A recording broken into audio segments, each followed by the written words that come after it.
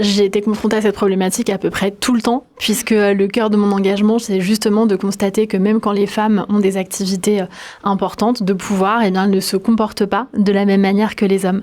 C'est ça qui m'a amenée, après avoir été ministre pendant 6 ans et demi, à créer l'ONG Active, et notamment l'initiative du Next Women 40, qui vise à identifier les 40 prochaines patronnes du CAC 40, donc les plus grandes entreprises cotées en France, parce qu'aujourd'hui, je ne sais pas si vous le savez, elles ne sont que 3 femmes. Il y a 37 hommes et 3 femmes. Donc ça nous montre à quel point il y a encore un plafond de verre, à quel point le dernier étage de la pyramide n'est pas encore ouvert aux femmes. Et je considère que c'est un combat qu'on doit mener parce que trop souvent, les organisations féministes se concentrent sur les femmes qui sont victimes de violences par exemple, victimes de discrimination, et elles ont bien sûr raison de le faire, mais je voudrais pas qu'on abandonne le combat pour l'égalité, y compris dans les plus hautes sphères, et chez les femmes qui réussissent, c'est aussi un combat important, et c'est le sens de ce qu'on fait avec ce Next Women 40.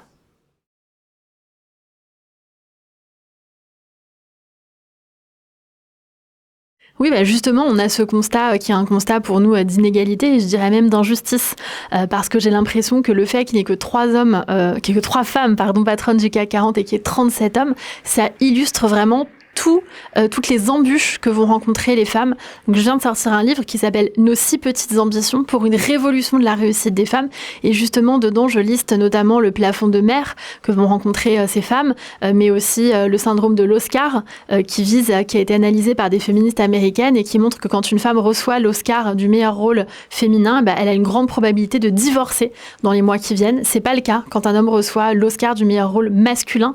Donc en fait, dans le couple hétérosexuel, l'homme n'est peut-être pas aussi à l'aise qu'il le prétend avec la réussite et la visibilité des femmes. Et puis dernière chose, il y a peut-être ce qu'on appelle l'autocensure des femmes, le syndrome de la bonne élève ou syndrome de Cendrillon.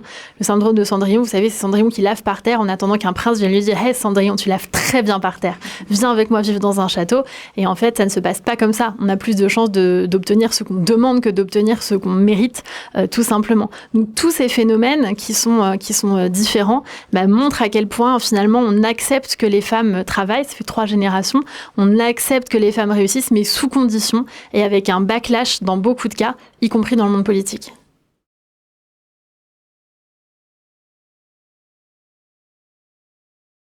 Mais je pense que le plaidoyer, c'est une action absolument indispensable, et je vais en profiter pour saluer tout ce que fait Regard de Femmes, que j'ai beaucoup soutenu et qui m'a beaucoup soutenu aussi quand j'étais au gouvernement.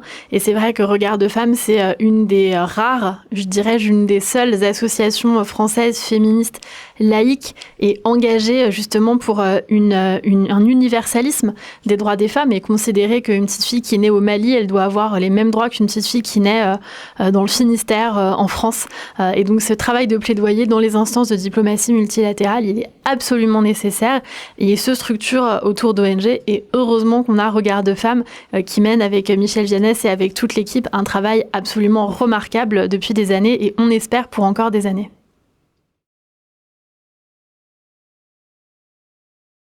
Plusieurs choses. D'abord, je dirais que c'est fondamental de voir que c'est un problème mondial et un problème global.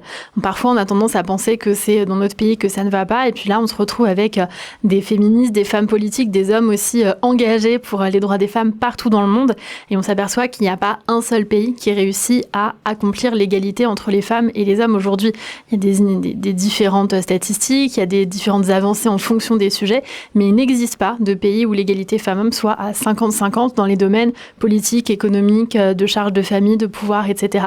Donc c'est extrêmement important et dirais-je, si j'ose le mot, réconfortant de voir cette action de solidarité, de sororité entre les différents pays du monde. La prochaine étape, ce sera la CSW à New York, où je sais qu'on retrouvera, comme chaque année, Regard de Femmes et les délégations françaises, je l'espère.